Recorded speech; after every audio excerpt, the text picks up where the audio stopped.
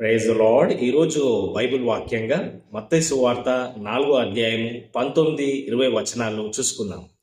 ఆయన నా వెంబడి రండి, నేను మిమ్మును మనుషులను పట్టు జాలరులుగా చేతునని వారితో చెప్పెను. వెంటనే వారు తమ వలలు విడిచిపెట్టి ఆయనను వెంబడించిరి. దేవునికి స్తోత్రం, మహిమ కలుగును గాక.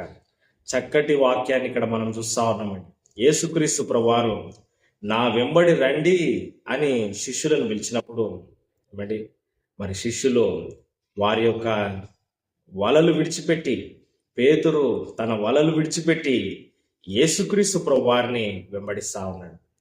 నా వెంబడి రండి, మిమ్మల్ని నేను మనుషులను పట్టు జాలలుగా చేతునని చెప్పినాడు. హల్లెలూయా. ఈరోజు ఈ మాటలు వింటున్న నీవు యేసుక్రీస్తును వెంబడించాలి. ఆమేన్. ఆయన నిన్ను పిలుస్తా ఉన్నాడు ఈ వాక్యం ద్వారా.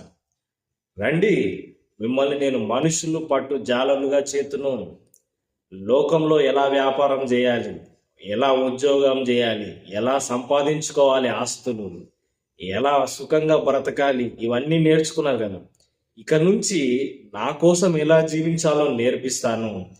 ఇవి నేర్చుకుంటే నీవు నిత్య జీవానికి వెళ్తావు. ఆమేన్. హల్లెలూయా. చేపలు పట్టడం కాదు, మనుషులను పట్టడం నేను నేర్పిస్తాను. దేవుని కోసం మనుషులను పట్టే వ్యక్తిగా నేను చేస్తాను. హల్లెలూయా. నా శిష్యునిగా, సేవకునిగా నీవు ఉండి అనేకులను నీవు రక్షిస్తావు. ఆమేన్. హల్లెలూయా. శిష్యులు వెంటనే రెస్పాండ్ అయినారు. తమ వలలు విడిచిపెట్టి యేసయ్యను వెంబడించినారు. ఈరోజు ఈ మాటలు వింటున్న నీవు యేసయ్య మాటలు వినడానికి ఇష్టపడుతున్నావా? ఆయన మార్గంలో నడుచుకోవడానికి ఇష్టపడుతున్నావా? నీ ఇష్టానుసారంగా జీవిస్తూ నీ ఇష్ట పద్ధతిలో నువ్వు చేస్తూ, పాపంలో శాపంలో జీవిస్తూ, శరీర సంబంధిగా లోకంలో జీవిస్తూ, నేను చేసేదే కరెక్ట్ అనుకుంటూ నీ సొంత మార్గంలో వెళ్తున్నావు.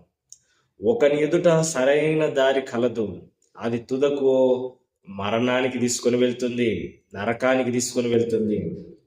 అది విశాల మార్గము, ఇరుకు మార్గమున ప్రవేశించుట ప్రయాసపడండి. ఇరుకు మార్గంలో ప్రవేశించు, ఆ మార్గంలో నడుచుకో. అది నిన్ను నిత్య జీవానికి చేరుస్తుంది. హల్లెలూయా. విశాల మార్గంలో వెళ్తాను కదండి, లోక సంబంధిగా జీవిస్తాను అంటే అది నరకానికి తీసుకొని వెళ్తుంది. యేసయ్య మార్గంలో నడుచుకో, యేసయ్య పిలుపుకు లోబడు. ఆమేన్. నమ్మి బాప్తిజం తీసుకో, ప్రభుకు సాక్షిగా జీవించు. శరీర సంబంధిగా, లోక సంబంధిగా ఉండకు. హల్లెలూయా. శిష్యుల వలె ప్రభువుని వెంబడిస్తూ ఆయన మార్గంలో నడుచుకో. ఎవడైనాను నన్ను వెంబడింపగోరిన ఎడల వాడు తన సిలువను ఎత్తుకొని తన్ను తాను తగ్గించుకొని ఉపేక్షించుకొని నన్ను వెంబడించాలని ప్రభు చెప్పినాడు.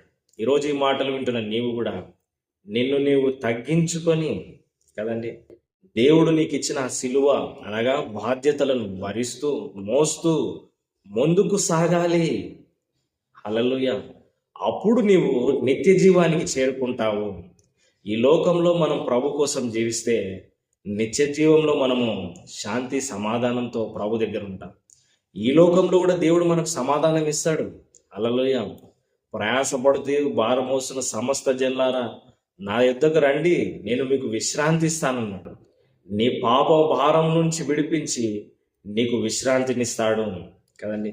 సిలువ వైపు చూడు, ఆయన నీ పాపములన్నీ క్షమించి ఉన్నాడు. ఆ సిలువ ద్వారా పాప క్షమాపణ పొందుకో, ప్రభు మార్గంలో నడుచుకో. శరీర సంబంధిగా, లోక సంబంధిగా లోకాచారాలు చేస్తూ ఇష్టానుసారంగా జీవిస్తే అది నరకానికి తీసుకొని వెళ్తుంది. నువ్వు ప్రభు కోసం జీవిస్తే, ప్రభు మార్గంలో నడుచుకుంటే, పాపమును విడిచిపెట్టి పరిశుద్ధ మార్గంలో నడుచుకుంటే పరలోకము చేరుకుంటావు. ఆమేన్. చిన్న ప్రార్థన. పరిశుద్ధుడైన దేవా, ప్రేమగల తండ్రి, ఈ మాటలు వింటున్న ప్రతి వ్యక్తిని దర్శించండి. ఇప్పుడే మారు మనసు పొంది పశ్చాత్తాపడి తమ పాపములు ఒప్పుకొని విడిచిపెట్టి బాప్తిజం తీసుకొని నీకు సాక్షిగా నీ మార్గంలో నడిచే కృపనివ్వండి.